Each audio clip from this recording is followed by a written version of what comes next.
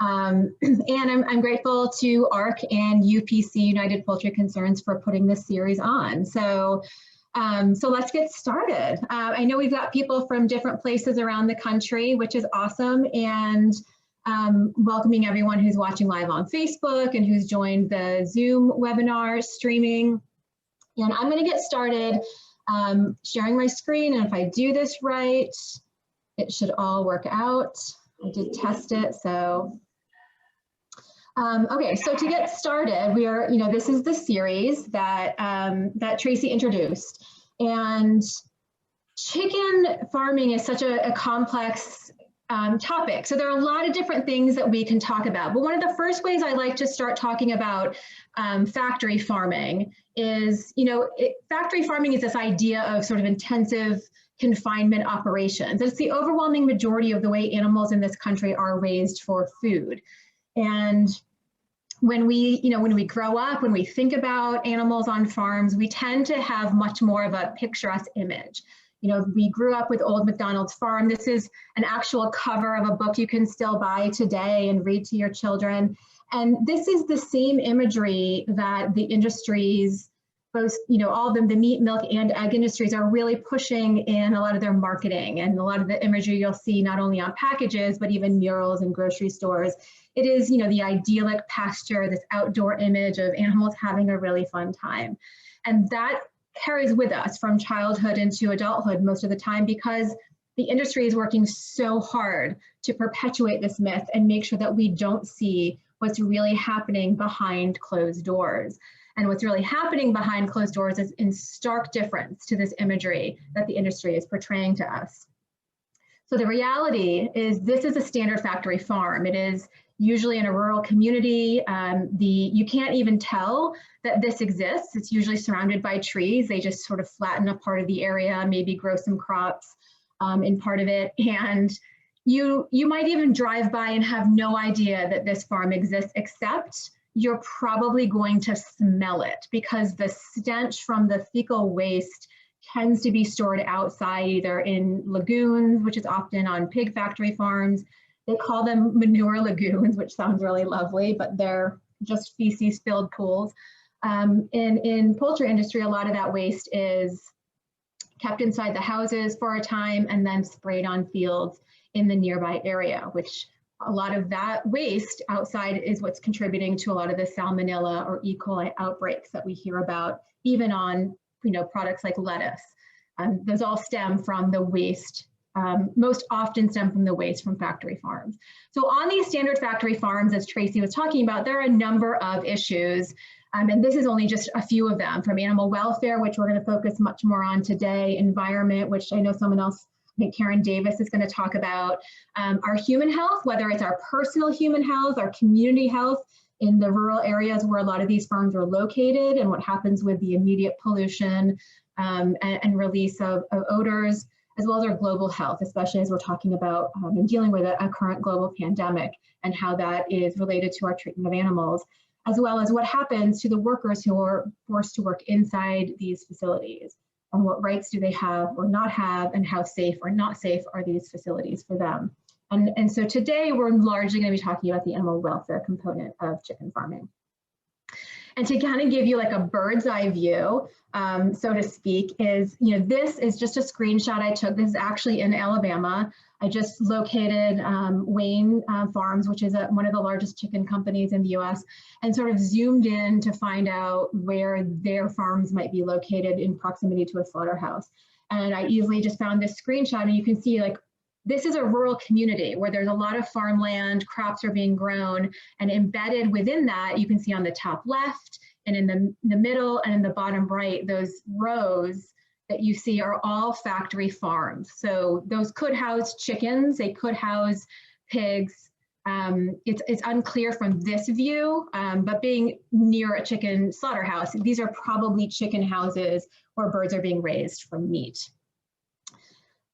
So moving on, what happens inside? So inside those long warehouses that we just looked at, and these tend to be longer than football fields, if you can just sort of imagine the space of it, there are tens of thousands of birds crammed inside these sheds. these massive, massive warehouses. They tend to be windowless. If they do have some windows, they're not usually open in order to let the sunlight in. They tend to, for biosecurity reasons, have a secure air circulation system. It's, you know, all the artificial lighting, those bars that you see across where the chickens are low to the ground, that's their water, and it can raise and lower depending on if there's leakages or anything like that. There's feed trays in the middle. It's a little hard to see because the birds are kind of covering some of them, but those can also be raised and lowered. And they are literally living in their own waste. They are eating while standing in their waste. They're sleeping in their waste. They're breathing day in and day out the stench and the ammonia buildup of their waste, which tends to cause a lot of skin irritation, nose and eye irritations as well. And these birds, which is a really typical, this is an undercover investigation that Animal Outlook conducted. And these birds are living a very standard factory farmed life in the United States, as well as in different parts of the world. This is a pretty standard operation. These birds will never set foot on grass. They the first and only time they may feel the light and the warmth of the sun is while they're on a truck bound for a slaughterhouse. And they will die, they'll be slaughtered before they are really, on average, 2 months old. So they're still babies. They live for about 2 months, and then we slaughter them in order to eat their flesh. They are, these birds, as you know, Tracy can attest to even more because she has a sanctuary with a lot of these rescued animals. I mean, they are capable of feeling a range of emotions, and we are keeping them in these completely artificial, enclosed spaces and treating them as little more than meat-producing machines. And that is the reality of chicken farming in America. So when we talk about chickens and chicken farming, I do want to quickly talk and contrast that to egg farming, egg factory farms. So a lot of you may have seen images or heard images about images of birds in cages. And when you're talking about birds in cages, this is overwhelmingly going to be an egg factory farm. And on egg factory farms, these are totally different industries. And I'm going to talk a little bit about that. These birds are different. The birds from egg factory farms are almost now not at all used for their meat in any capacity. They are laying eggs. They live in similar sized warehouses that tend to be taller, but they're just as long football fields. And these birds are kept in cages. The industry refers to them as battery cages because, as you can see, there's a battery of cages. And they are stacked layer upon layer, and they're all angled out a little bit. So the waste drops to a manure pit below. In most cases, you can see that the eggs are rolling out in the front. So the cages are all slanted so that the eggs will roll out.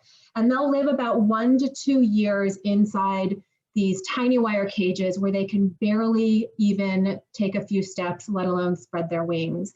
If you look a little closer, I've zoomed in on one average battery cage, tends to be 6, 7, 8 to 10 birds in a cage.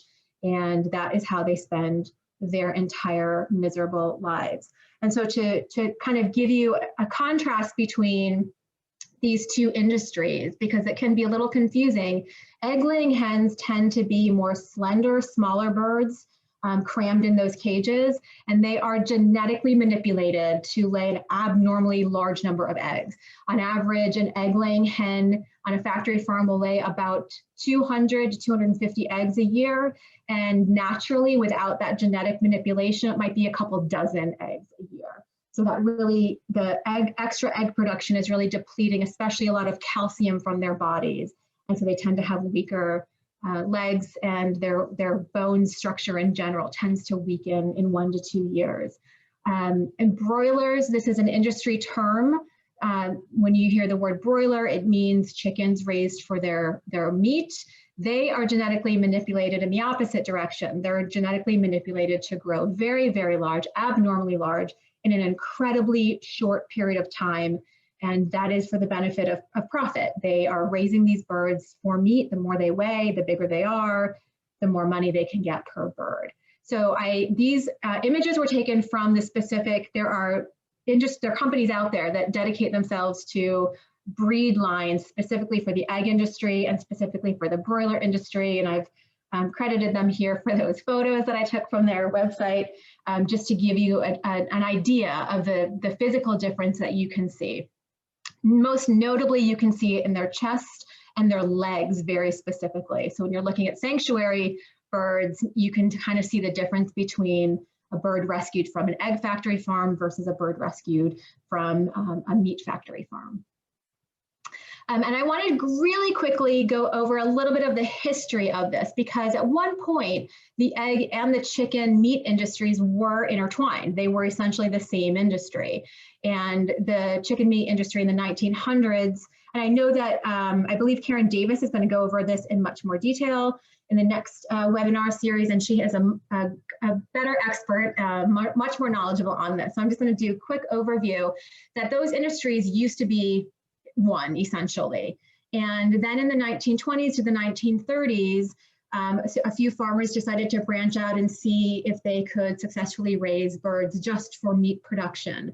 And that started to take off. That's where the term broiler originally started, is in about the 1920s, 30s. And then by the 1950s, the raising of chickens solely for meat production, that became the top source of chicken meat in the US. It is also, so the farm chickens is kind of how they used to be referred to. A lot of those were birds laying eggs, and then when they were done laying eggs, they would be sold for meat. Those birds no longer were really used for meat. And in the 1950s, this broiler industry took over. The National Broiler Council, which is now the National Chicken Council, was formed. And this idea of vertical integration takes hold, which I'll talk a little bit about. And this is really a business model that has really helped the chicken industry companies dominate the market, as well as make large profits at the top and really cause a lot of suffering at the bottom, not only for the animals, but also for the workers who are intertwined in the system.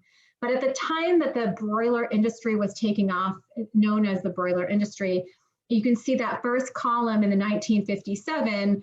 If you go to the 56 days, the average bird would weigh 2 pounds. In 56 days. That was just your average broiler at the time. And then, a couple of decades later, through genetic manipulation, now in 56 days, the industry could raise a bird that weighed 4 pounds. And then you can see in column 2005, by 56 days, which is still today, the average bird raised in the broiler industry can weigh up to 9 pounds. Now that's a really heavy bird, and most birds won't survive 56 days. The average bird today is killed in 45 days when they weigh about 6 to 7 pounds in order to make sure they get to market, because otherwise they might die before they can get to market.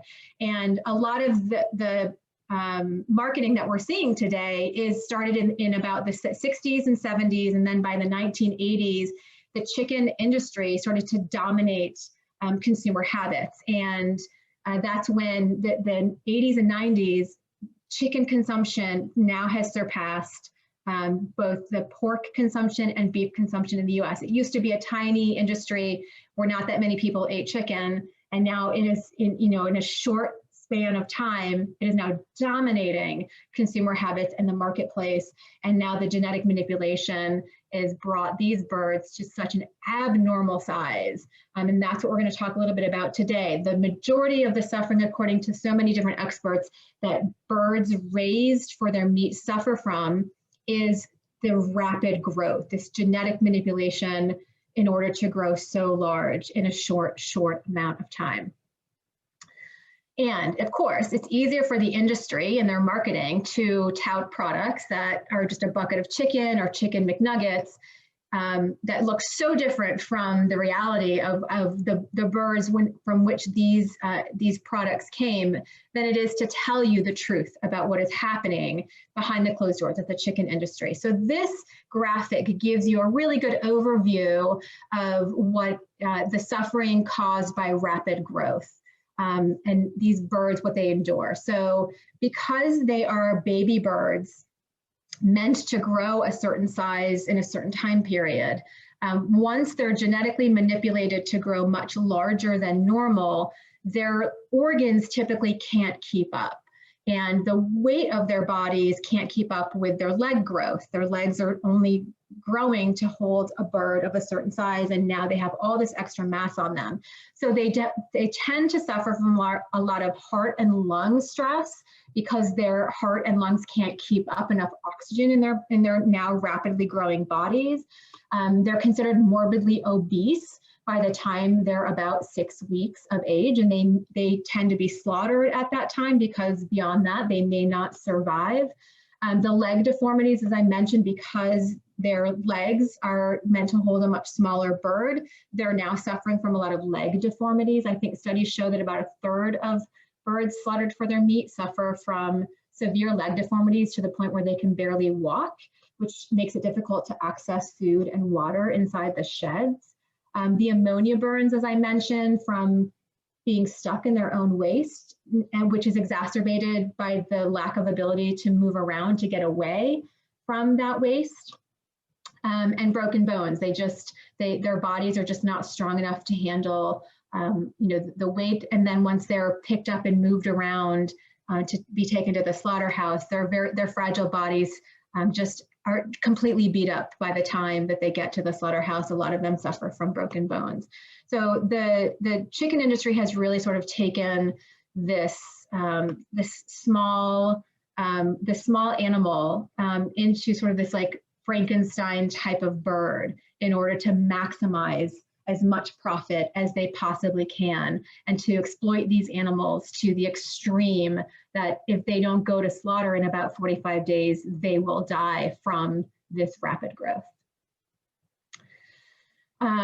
If you look at these sort of analogies, different experts have slightly different weights, but on average, if humans grew at the same rate as a factory farmed chicken with that rapid growth from the genetic manipulation, we'd weigh 600 plus pounds by the time we turned 2 months old. So that kind of gives you a different scale of the abnormal size that these birds are growing. It's 4 to 5 times the size on average. These poor little birds are carrying all this extra weight around. And as I mentioned earlier, these birds are babies. They're killed between 45 and 56 days on average. And they're not even 2 months old. And they are still peeping like chickens. If you hear, it's so bizarre. If you've ever met a broiler bird, once they're reaching sort of like that maximum size, you hear them, and it seems so odd that such a large animal is peeping like a baby, but these are babies. So when we're eating chicken, we're eating babies, these baby animals who are just forced to live inside an adult body that can barely carry that weight around. And what I want to do is show this it's a 5-minute video. It's a video that was made by Animal Outlook, the organization that I used to work for. I just, as some of you may have heard in Tracy's intro, I worked there for 16 years, and my last day was on Friday. But the work that Animal Outlook has done is absolutely incredible. And this video is called Life of a Chicken. It's 5 minutes, and it highlights a lot of what the birds endure from hatchery to slaughterhouse. Some of the footage may be a little bit difficult to watch, but nothing lingers too long, and hopefully there's a lot of value in seeing the life of a chicken from hatchery to death. So hopefully this will work in this screen. If not, I'll share a different screen.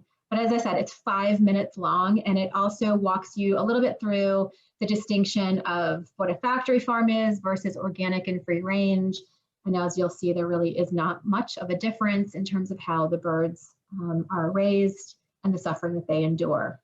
Anyway, let me get this video started.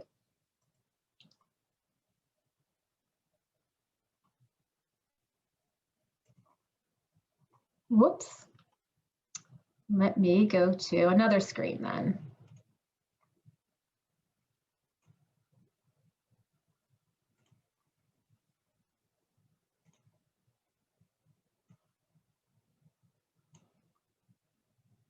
This is Jane. She is one of 9 billion chickens raised and killed for meat each year in the US. She is also an individual, and this is her story.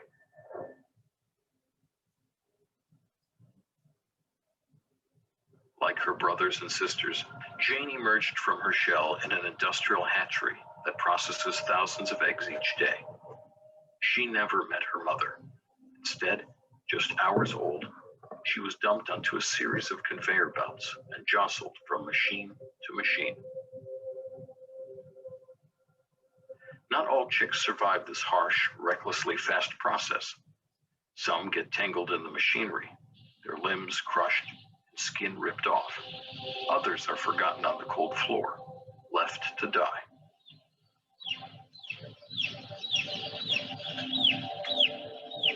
Chicks considered unprofitable are discarded like trash, ground up alive in a macerator that works like a large blender.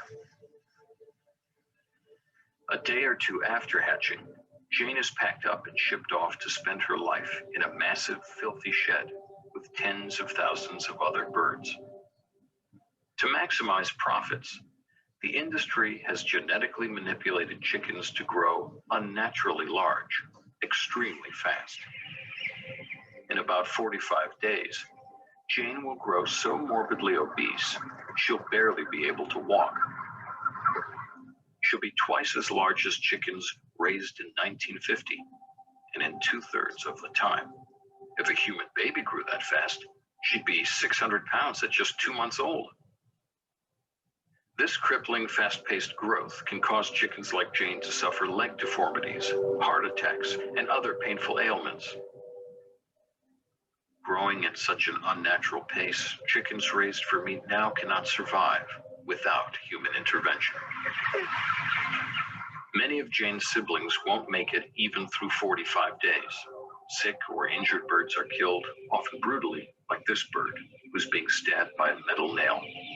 Others succumb to their painful existence, get tossed away like trash. Life on a free-range or organic chicken farm isn't much better, despite what the industry wants you to believe. These birds spend most of their lives inside overcrowded sheds, just like Jane. They also suffer from ammonia burns, illness, neglect, abuse, and painful effects of rapid growth. Free range, organic, these are just labels that mislead consumers. They hide the sad reality of millions of chickens grown for meat.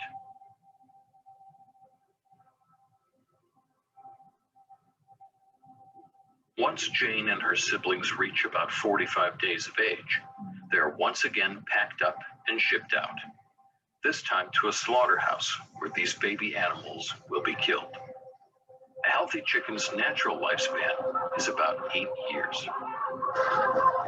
The catching process is extremely painful and traumatic.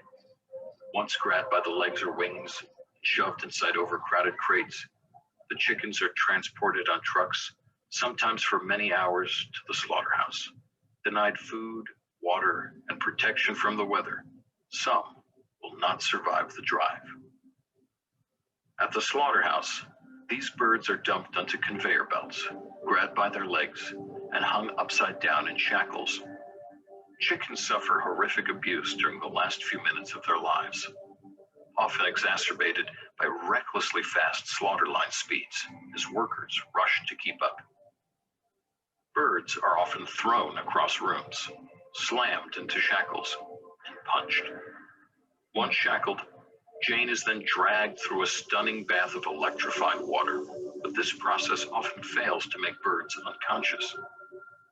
During equipment breakdowns, as seen here, the line stops, leaving chickens to drown slowly in the electrified water. As they are dragged down the slaughter line, some birds miss the throat-cutting blade and end up being boiled alive in the vat of scalding hot water. We can all help these social and intelligent animals by choosing vegan alternatives. This cruel industry only exists because people eat chicken. For chicks just like Jane, there is hope. Your generosity is changing the way the world views animals. Please make a donation today to help us continue fighting for farmed animals.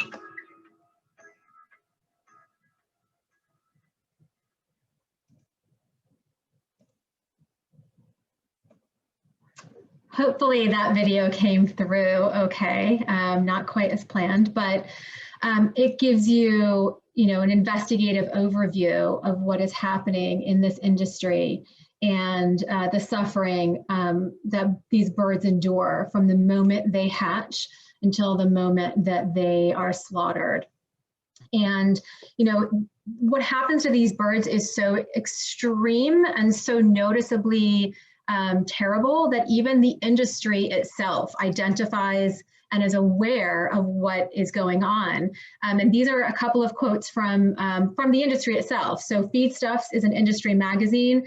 And in a previous article, they talked about how broilers now grow so rapidly that the heart and lungs are not developed well enough to support the remainder of the body, resulting in congestive heart failure and tremendous death losses. So this is the industry itself is acknowledging what is happening.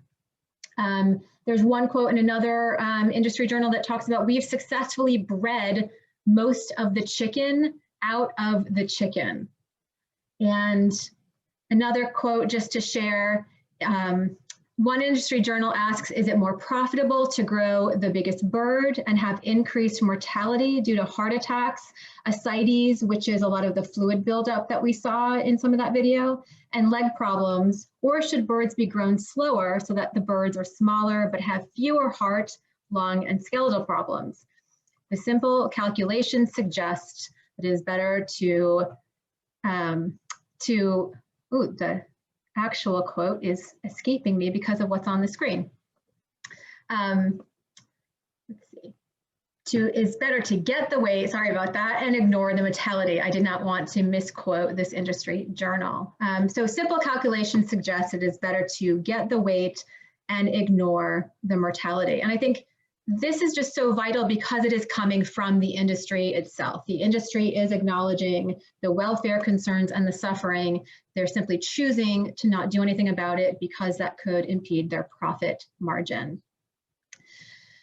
So this is the vertical integration concept that I really want to briefly talk about. It is a little confusing. There's a resource at the end, anyone who wants to learn much more about it. But when the farming industries existed in the early 1900s, 1920s and 30s through the 40s, a lot of what happened on these farms was separate industries. You had your farmer raising birds and the slaughterhouse was owned separately. You needed feed that was owned separately. The animals needed to be moved from one place to another. You had trucking companies that was separate. So a lot of the labor force was owned separately and had separate industries to sort of check and balance and opportunities in different ways of being engaged in the industry. And the chicken industry really sort of formulated this idea of what is known as vertical integration, in which they control a few of these top companies, like Tyson, who is the topic of a book I'll reference at the end, controls everything from the very beginning until the very end. They own the feed, they own the genetic patent on the bird, they own the birds themselves, they're in charge of what medicine or whatever treatments the birds are getting, they own the trucks and the trucking companies and the slaughter facilities, which gives them that brand name from top to bottom. And they contract all this work out. So a lot of these large companies will say that they work with small family farms. And what they mean is they contract all the big labor and the big costs out to contract farmers. So the farmer, like I could become a chicken farmer raising chickens for Purdue or Tyson, and I am responsible for buying, building, and upgrading however the company wants it from year to year, the shed itself. So those large sheds that have all the circulation and the food and the water trays, and that is all on me to build and maintain. So anything happens to it, there's a big storm, rips off the roof, that's my job to fix it. And that's my money that I need to use to fix it. All the labor that happens, there's not a whole lot of labor that goes into chicken farming until they're picked up and sent to the slaughterhouse, but any sort of hand labor that needs to get done, walking through the sheds, picking up the dead birds, which is something they have to do on a daily basis because so many birds die, making sure all the food and water trays are working properly, the cost of utilities, the water, the air circulation, if there's air conditioning, all of that, the heat, and then of course the waste. And this is a massive amount of waste that is produced on these farms. Not every cycle when chickens come through, they clear out the shed. Sometimes the waste stays in there for a while, and the birds, they just add more mulch on top of that. But what happens to this waste once it gets cleared out? The farmer, me, is responsible for figuring out what to do with it. And that is one of the massive problems that is a result of a lot of the air quality, the water quality depletions, and just the stench overall itself. And it's sprayed on farms that sometimes will grow food that humans eat. And that's where a lot of the concerns come from, the pathogens. So the system is really built to help the company make as much profit as possible.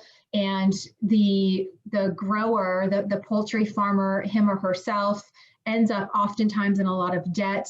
There's a lot more information out there about this system and how most of the chicken farmers who enter into this contract are stuck in it. They end up in large amounts of debt because they need to upgrade the barns.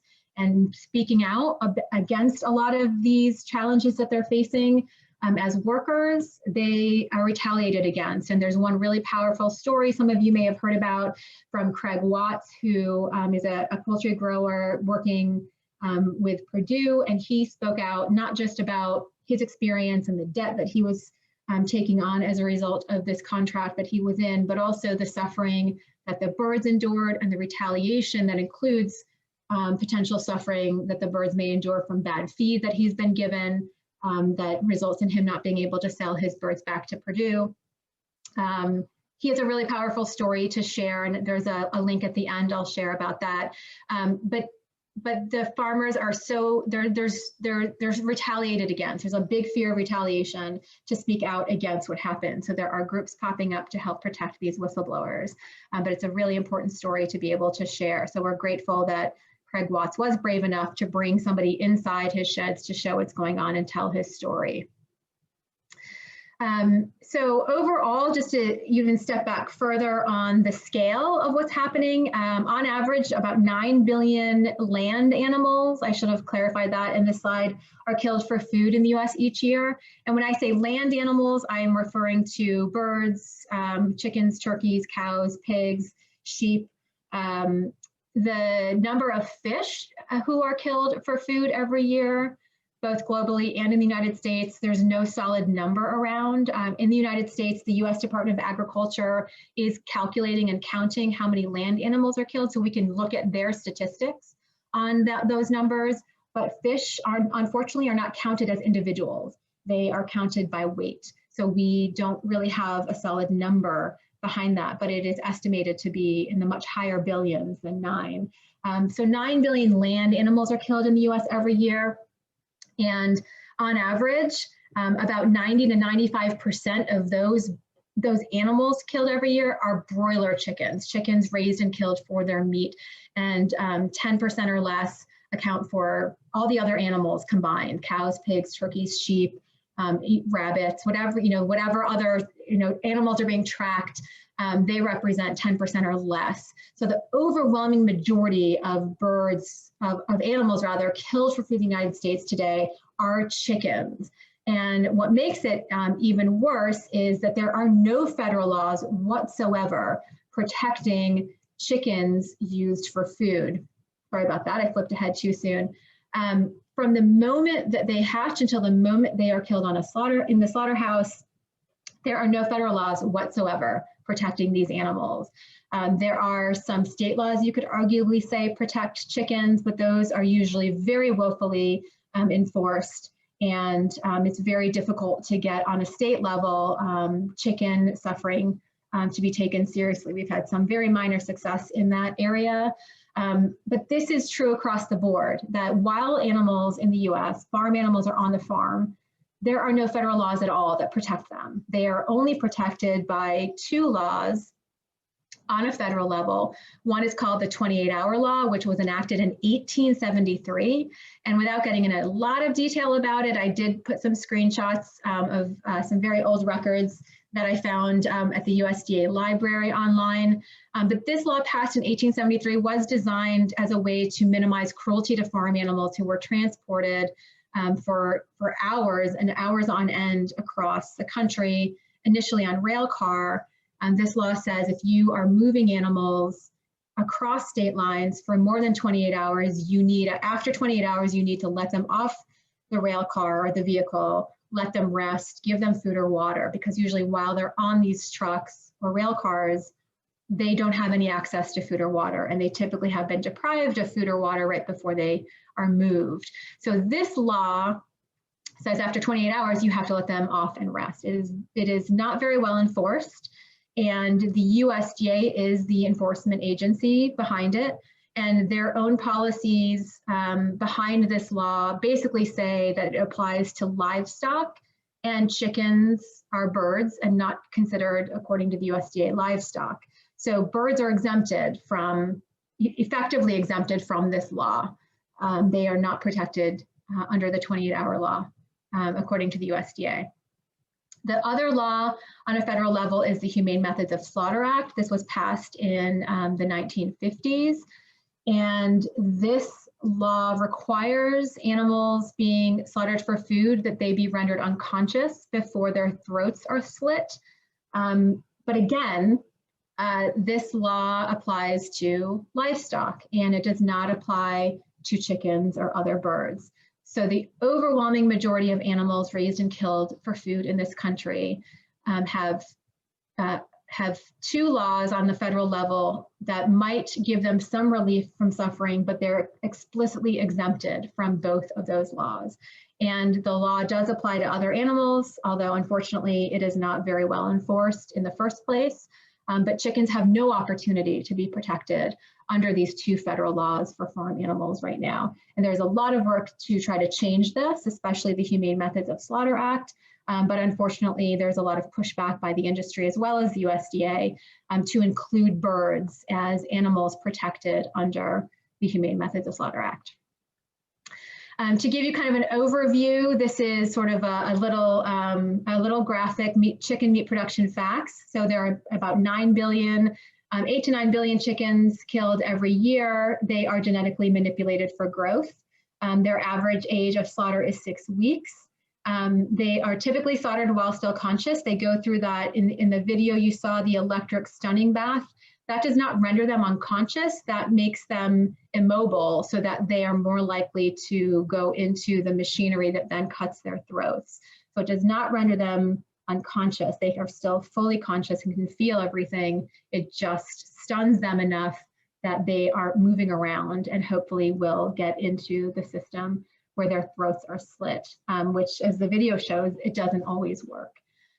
There's a lot of fecal bacteria found in supermarket chicken, and that's why there's so much consumer education about making sure it's cooked, that you wash everything that touches the raw chicken, including your hands and the cutting board and the knife, because it's filthy. It is covered in fecal bacteria. They are not given outdoor access on average. They don't have sunlight on average. They don't have fresh air on average. And they live day in and day out in their own waste. There are no federal laws protecting them, and they live for, on average, 45 days. And that fast growth is the top source of suffering that these birds endure. We know chickens are amazing animals. Most of us on this call have probably met chickens in some capacity. They have the ability to feel joy, fear, happiness, loneliness. They're very caring and nurturing animals, if anyone has met them. I love these photos just because it shows that they interact with other species in a very nurturing and caring way. They're curious, they're social, they're sensitive. And these are some of my favorite photos. I think Tracy has one of them as her screen. But the first photo is just amazing with, this bird on the armrest, just like totally curious and checking everything out. And, once you get a chance to meet them in the life that is much more natural that they're supposed to be leading on a sanctuary, they are just the most inquisitive and curious and interesting animals. And I wish everyone had the opportunity to interact with chickens. And encourage you, if you haven't had a chance, to go visit an area animal sanctuary so that you can do that. But they are just amazing, amazing animals. And as Tracy mentioned earlier, I think there's a lot of information out there that makes it easier for people to eat them, you know, by identifying them as stupid or bird-brained. And in reality, you know, there are studies that show that these birds are highly intelligent and that they're able to do math that is better than your average toddler or 3-year-old. So, you know, if intelligence is any level of whether or not we, you know, it's okay to cause them to suffer so much, they're intelligent, they surpass that test. But really it's about their ability to suffer, and we know this. There's no doubt that these animals are fully capable of suffering, just like the dogs and cats with whom we share our homes, and they deserve to be treated with that kindness and respect. So I just love these photos. I want to keep them up forever, but I'll move on. I'm almost done. What to eat instead. So this, you know, I quickly just pulled this from online. There are so many different options. You know, you can buy products that you can use to make different meals. You can buy, like Sweet Earth has like a dinner, you know, that they make that you can just buy and heat up, like a frozen dinner that has chicken in it, all vegan. These are all vegan products. There are no animal ingredients whatsoever. That there's a newer one called the Simulate Chicken Nugs. I haven't even tried those, but I've seen them in stores everywhere. And of course you can, you know, make your own chicken meals at home. And one of my favorite recipes is from Afro Vegan Society. I put that at the bottom here. It is country fried cauliflower steak. So it's not even, you know, trying to mimic the texture and feel of chicken. It's cauliflower, and it's absolutely amazing. And you can also get different nuggets at places made from mushrooms that mimic chicken, or chicken sandwiches made with mushrooms. So there are so many amazing options out there that there's, you know, no need for us to continue causing these animals to suffer and eat them. If we're looking for the flavor and texture of chicken, there are a growing number of products available out there today. And we're starting to see companies like KFC even get on board with this idea of plant-based chicken. They had tested in a few different locations what's called the Beyond Fried Chicken, which is made by Beyond Meat. So, you know, even fast food restaurants are starting to get on board with this idea that plant-based options are increasingly of interest to consumers across the country. A couple of resources I just wanted to share that I've mentioned. The Meat Racket, which is a really fascinating book if you are at all interested in how Tyson sort of launched this vertical integration and growth of the chicken industry and dominated the system, and the impact of it, how it has destroyed the rural community and really put a lot of these independent chicken farmers or farmers in general in peril and in debt. So that's a really fascinating sort of exploration of the business model that led to what the chicken industry is today. The video that I showed is an Animal Outlook video. You can get it on their website, The Life of a Chicken. Chickenindustry.com is a website that's maintained by Animal Outlook. So a lot of information I've been sharing here is from that. And you can explore a lot more information in other videos and investigations. The whistleblower story from Craig Watts. There's an organization, Food Integrity Campaign, their website, foodwhistleblower.org. This is the link I have here is a profile on Craig Watts, but really their whole website is fascinating, including talking to USDA inspectors who are blowing the whistle on horrific practices within the USDA and how the USDA is not protecting animals the way it's supposed to, as well as keeping food safe. And one organization I just put here really quickly was Animal Equality. If you guys haven't heard of them, they're an international organization. And what I think is interesting about the work that Animal Equality does is they work, because they work internationally, you can see the way in which animals are treated across the globe. And so the videos that I'm showing here today are US-based investigations, but you can see through Animal Equality's work that this is pretty consistent across the board. Investigation after investigation is revealing, no matter where we are, that animal cruelty is standard in the animal agribusiness model.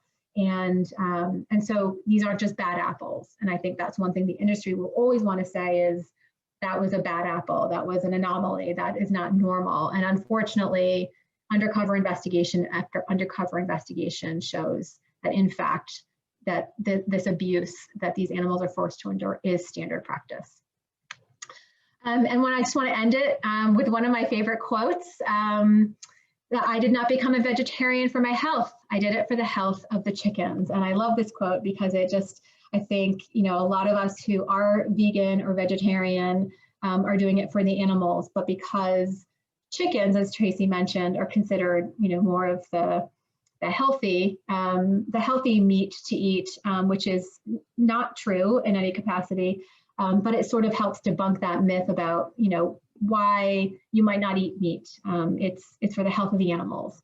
The side effect is that it's healthier for us as well, but so many people are choosing to not eat animals because they care about animals, and that is the most effective way we can make a difference in the lives of these animals, is to just choose to not eat them.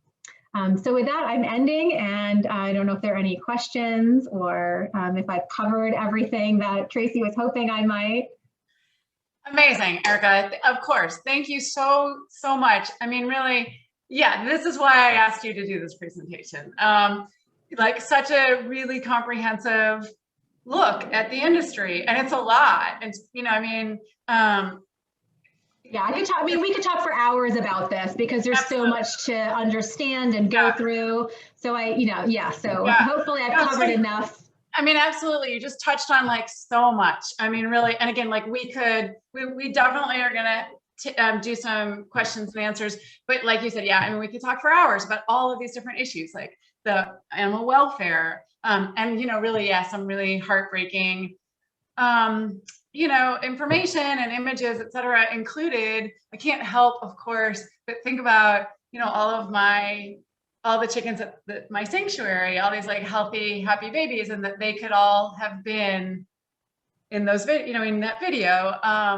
Yeah. But then, also for you just, to touch on the environmental impact and the whole vertical integration system, which just shows too, I mean, I think it's a combination of things. Like, you don't have to be an animal lover to have basic compassion, and not want any living being to suffer. But, even if you really don't care about the animals, there are plenty of other good reasons to want to change this industry. So anyway, just, you covered so much, and also, raised some points that are hopeful, like, just showing, I mean, just that KFC has a vegan chicken. I mean, that's pretty incredible. It's not everywhere yet. It's only been in test markets, but I think it's a sign that they see the writing on the wall that this is an important step. Yeah. So that is encouraging. Okay, so I have some questions, but it looks like we have a couple of questions in the in our little Q&A box. So I'm going to go ahead and start with those. Then I'm going to detain you so that I can get a couple of my questions too. Sorry. So Julie had the first question, and this is a great question. This is Julie Beckham, who's a local activist who lived up in DC though for a long time. And Julie asks, are there any potential federal laws under consideration that would improve things for farmed animals? Yeah, I mean, the short answer is no. The longer answer is kind of. So there are, right now the federal government does regulate slaughter, and under the Humane Methods of Slaughter Act, chickens are not protected. But there is work being done to try to overturn that. It hasn't yet been successful. But one thing within slaughter, and this kind of brings in a whole other layer of conversation, is that the USDA, which oversees slaughter, they send inspectors to these slaughterhouses. And in most of the other slaughterhouses, not chicken, they are looking for humane handling violations, which they have flagged on occasion, and they're looking for food safety concerns, usually on the other end of it once animals are slaughtered. In the chicken industry, they're just looking at the other end of it. There are no humane handling violations of consideration, but the USDA has been allowing a lot of chicken slaughterhouses as well as pig slaughterhouses to increase their line speeds. And these fast-paced lines, they're already super fast, but the USDA is saying, no, you can, in some cases, you guys can, it's okay to make the lines go faster, which puts so many workers at risk because there are already a lot of fast-moving blades and it's an unsafe work environment to begin with. So it puts workers at a higher risk, food safety at a higher risk, and birds and pigs, in these two cases of pigs and chicken slaughterhouses, at a higher risk. There's a lot of work to stop that.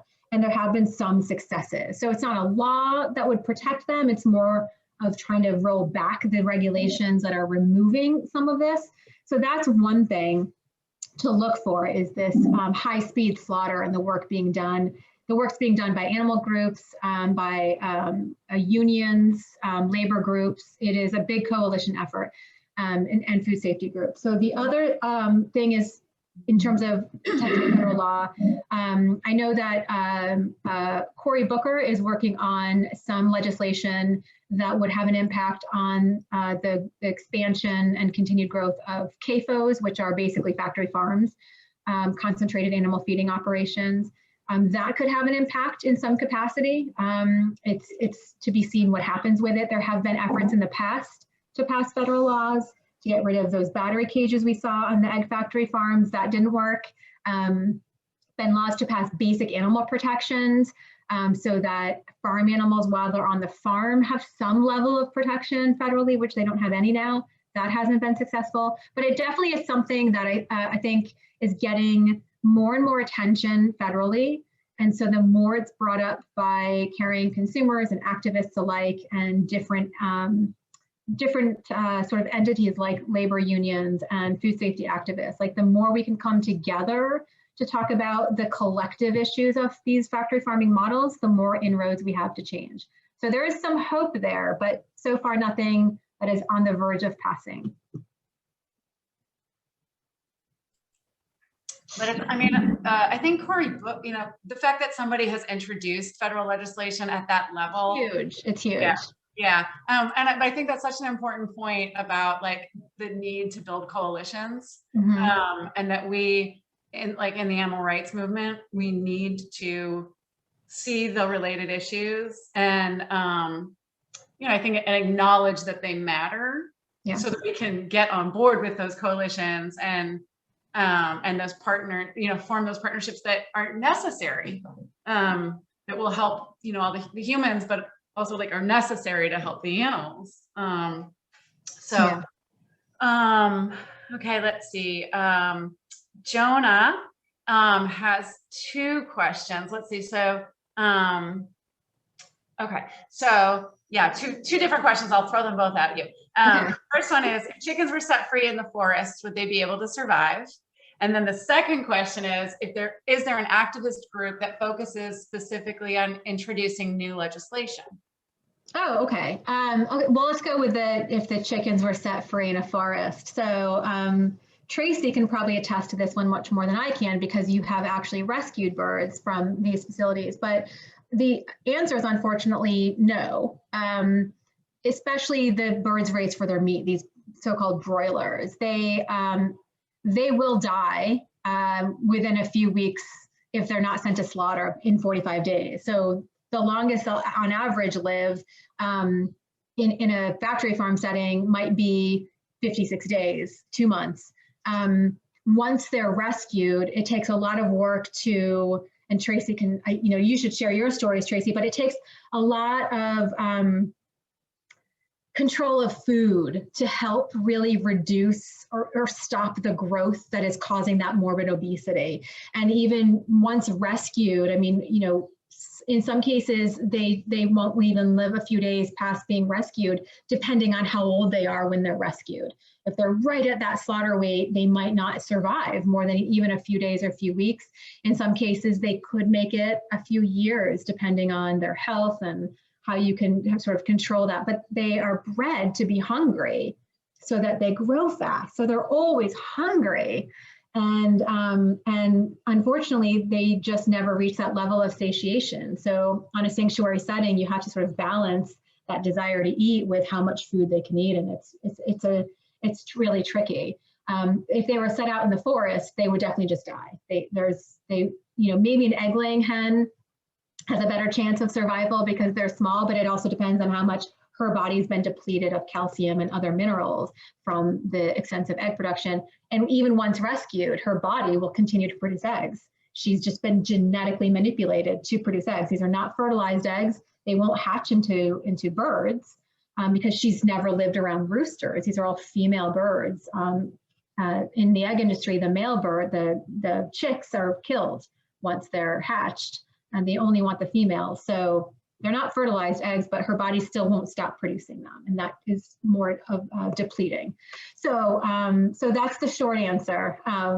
No, not really. They're certainly not in large numbers. There might be, you know, a few anomalies, but in large numbers, no, they unfortunately will not survive.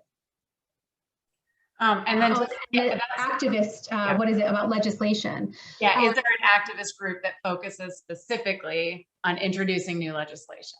Yeah, not that I'm aware of. That's all they really do. I mean, there are some, I think on a state level, some voter animal organizations, like New York has one that's focusing on bills to protect animals in New York. And but on a federal level, there are some organizations that have legislative wings of the work that they do, like the Humane Society of the United States has the Humane Society Legislative Fund. The Legislative Fund is dedicated to trying to introduce legislation and support bills that are supportive of animals on a full range, not just farm animals. It could be fur-bearing animals or vivisection or other issues for wildlife. You know, Animal Legal Defense Fund has done some work in that realm as well. So there are some organizations that work a little bit in the legislative field, but there may, if there is an organization that is 100% dedicated to legislative work, it's not coming to mind. But a lot of times when there are, you know, potential legislation opportunities, a lot of organizations, even if they don't work on legislation, a lot of organizations will rally together to support it because it's such a vital opportunity to pass. So on a state level, some groups are dedicated to it. On a federal level, just can't think of one, but there could be.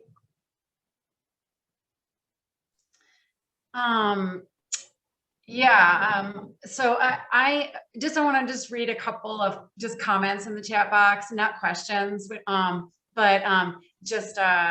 let's see, I think, why is this not telling me who this is from? I feel like this was from Hope. Wonderful presentation, very comprehensive. Thank you, Erica. And then Dr. Raul Richardson, who's a local professor who is really involved in a lot of social justice work in the area and has been attending lots of our events. And I'm just always so grateful. And he says, thank you for increasing my awareness via education, which has been transforming my world since my first meeting Tracy. So yay. Yeah, thank you. And then let's see, so it's funny. Yeah, I think again, this is like Hope. When Hope types, I think it's not telling me who it's from. I'm just gonna assume if it's like anonymous that it's you, Hope. Yes, it's Hope. Okay. So Hope says, Agriculture Fairness Alliance is paying lobbyists to bring a vegan voice to federal legislation. Wow. That's news. Thanks for sharing that. I didn't know. What is it called? Agriculture Fairness Alliance. Oh, I'm not familiar. I'll have to look that up. Same. Yeah, that's awesome. Okay, and then let's see. It looks like we have another. Oh, and then, okay, same. That was just Hope typing same. Yeah, so that's super good to know. And that's in the chat box. So if anybody is interested, you can just look at the chat box and the information's there for that. So I am going to squeeze in a question, and unless somebody else, or until somebody else has another question. I have like 5, so. I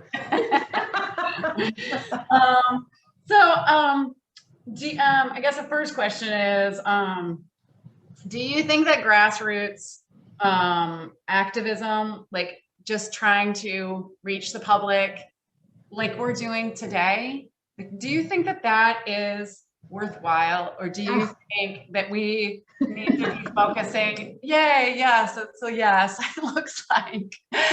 I mean, I guess it's just like, you know, as opposed to like, do we need to be really focusing on corporations and changing laws to make a real difference, or is this work part of putting pressure on corporations and governments to take those other steps? Like, does it matter trying to just change individual hearts and minds? You know what I mean? You know? Yeah, no, I mean, I feel that grassroots activism is the lifeblood of all the other activism that is sort of narrower and at the top, right? There's a lot more grassroots activism than there is the corporate campaigns, but you tend to see the corporate campaigns or the legislative work. But none of that work is possible without the changing of the hearts and minds on the grassroots level. This is where the community change happens, the awareness, the growth of the mindset shift. And, you know, you get to that point where, you know, once people start to learn more about it on that grassroots level, they want to know what they can do to change it. And then that idea helps to shift, you know, people into different areas of activism. And I think it's all vital. I think the grassroots activism is equally vital as the corporate campaigning, which again, wouldn't really be possible without the grassroots activism. Like it really, the grassroots level to me is the lifeblood of what feeds the possibility of other forms of activism. So I think they're all important. There's no one cookie cutter way we're going to change the world. We need to try a whole variety, but the area of, you know, and grassroots activism is a very vague term. It means a lot of different things, but it is on that person-to-person level. And I think there's just nothing compares to that connection. It's so vital. Well, I appreciate you for what you're doing, because it is, I think you just can't put a value on it. It's so important. I appreciate that so much. And that really makes sense. Like, I think it's that thing of like, you know, you look at those factory farms and you just think like, okay, this is so wrong. It's so clearly wrong. Like, how can that exist? And what do we need to do to shut it down? And then it can feel like, you know, I know it has to be this collective effort, but it can feel like our efforts are so small in comparison to such a huge problem. So I super appreciate just like reinforcement that what we're doing, you know, is a part of, like a necessary and important part of the change. Yeah, and you have to know that, you know, I think a lot of grassroots activism might feel small and like daunting of like, how are we going to change this? But it's not just you. I think that's what's so important to remember is there are activists everywhere doing this type of work. And I think that, you know, the virtual world is helping more people connect and inspire new ideas and collaborations. But, you know, you have to just remember, it's not just you. There are other people who are fighting that same fight out there. And without that energy, we're not going to get anywhere. Right.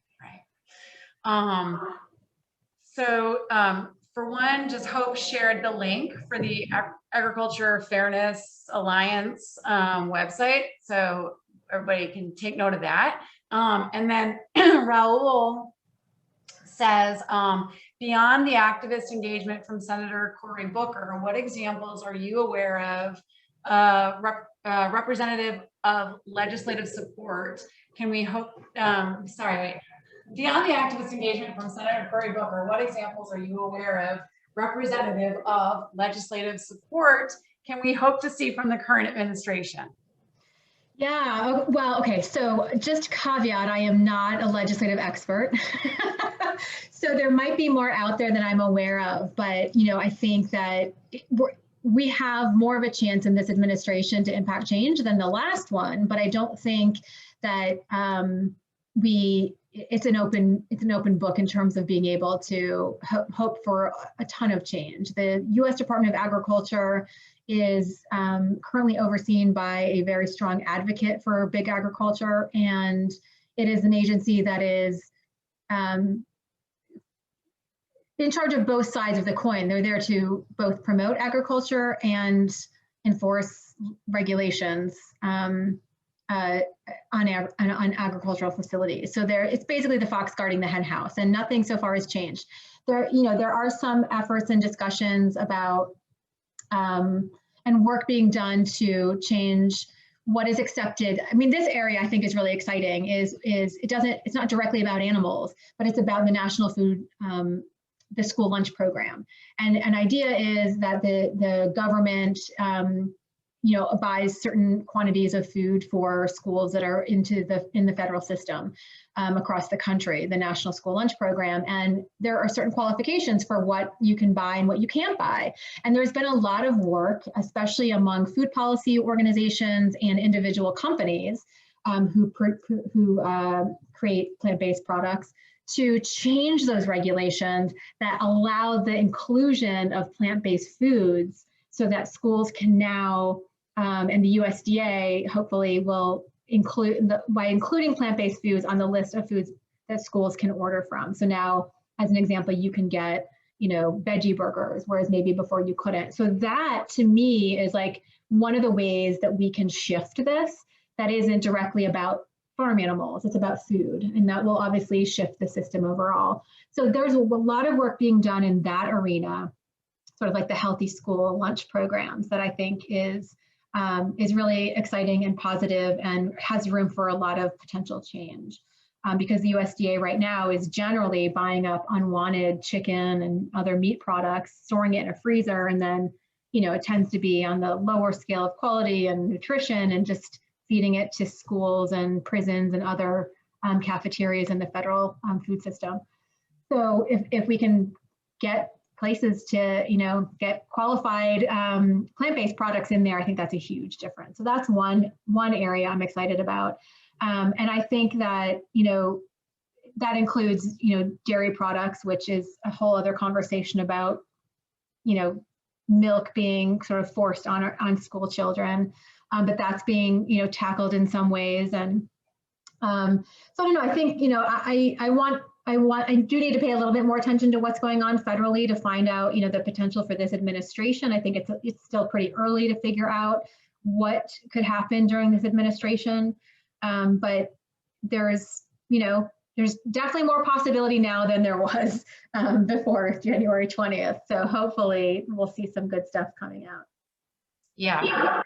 I think too, that also just, everything you were just talking about with like a healthy school lunch program and things like dairy being foisted on people, including like communities of color who we know have a harder time digesting dairy, like just again reinforces how interconnected all of these issues are, and that animal agriculture is just so at the center of just like the most important societal issues, whether it's like access to equal access to healthy foods and impact on the environment, and just again there's so many issues that all come together. So, okay, I think we're actually like pretty over time. I'm wondering if I can keep you for like one last question, I guess. One last question well, it's like a two-part question, but it's one question, two parts. So the question is, do you think that the end of factory farming will happen in our lifetime? And do you think a vegan society or world is possible in our lifetime or beyond? Yeah, I mean, some of us are older than others, so lifetime is a range. So I think at some point factory farming it's sort of this system that's built on exploitation, and it is, it's exploiting the environment, it's exploiting animals, it's exploiting the communities, it's exploiting workers. I do think at some point there is sort of going to be maybe an implosion of this because it's sort of destroying itself in some ways as well. I think that there probably, like, if we shift to a model that is what we envision more of like in the 1900s, an old McDonald's farm. I do think that there probably will still be some animal farming, but if we shift to that model where animals have some basis of a less cruel life, the scale of production will shrink so dramatically that we will all have to eat fewer animal products and more vegan plant-based products. So, in that sense, I think that the idea of big ags, or this agribusiness model, I don't know if it'll happen in our lifetime, but I do feel like it's an unsustainable model. And at some point it has to go away for whatever reasons. Hopefully a collective reason that kind of just makes reaches that tipping point. In terms of a vegan world, I mean, I think that we will probably at some point be a mostly vegan world by shifting back to a different scale of production. I think it's going to be hard for farming to go away 100%, but I do think that with the technology that we have out there today that is creating sort of this lab-based meat that could reach a consumer scale. Right now we have plant-based foods that are reaching, you know, a large market of consumers and just continues to grow and expand every day. And that availability is increasing so much. I think the education around the pandemic and how the rise of pandemics is often intertwined with how we treat animals, including what happens on factory farms and the climate change that factory farming is contributing to. So I think there's so much, I mean, it sounds like such a daunting issue when you're in it and we're talking about what's happening to these chickens on a factory farm, but when you get to step back, you do see that there is a lot of hope and a lot of potential for change. We're starting to see some of that change happen. It feels very slow, but I do think it's happening. And I think all the work that we're doing individually and collectively is all helping contribute to that shift that is happening. Wow, well, thank you. That's really, yeah, that's, I mean, I think it is hopeful. It's like exactly like you framed it. It's heartbreaking and you want it to end like right now, but when you look at the big picture, I just think everything you said is that's just 100% right. It's an unsustainable model, and it's going to, for all of those reasons, it can't sustain itself. It also reminds me that I would love if we can, you know, find somebody to do it. I would love for one of our talks in this series to be on chicken farming and pandemics, because I think, you know, I mean, we know that there are other,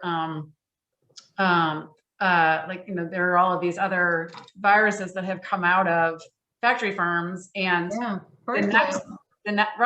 I mean, that scares me every time I think about it, because it is so contagious, and I worry about my birds.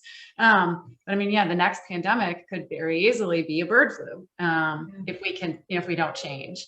Yeah, I mean, the 1918 global influenza pandemic, which is often called Spanish influenza, which is really an unfair name, because the theory is that it started in middle America, started somewhere in maybe Kansas, and it came from chicken farming. So that's the theory that I've read. And so the idea that there was a global pandemic in the 1900s because of chicken farming in Kansas or somewhere, you know, in central US, I think that should scare us all. It's very possible to happen again.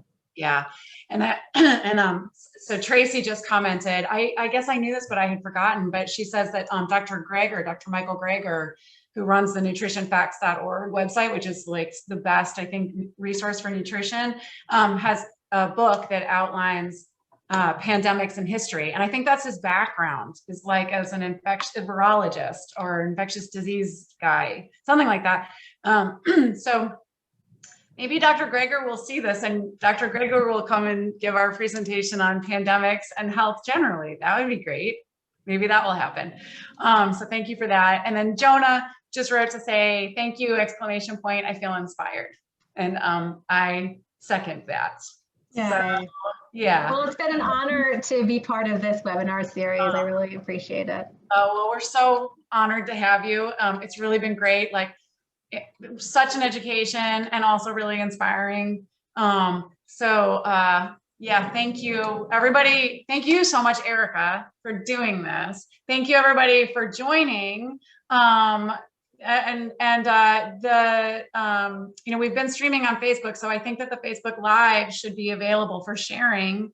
And then we will also post, we'll upload a link of the whole presentation to our website and to Facebook, so that will be available if you just want to rewatch or if you want to share and share widely. So thank you all so much, everybody, for being here and for being part of changing the world. So hope to see everybody soon. Thank you. Thank you. Bye.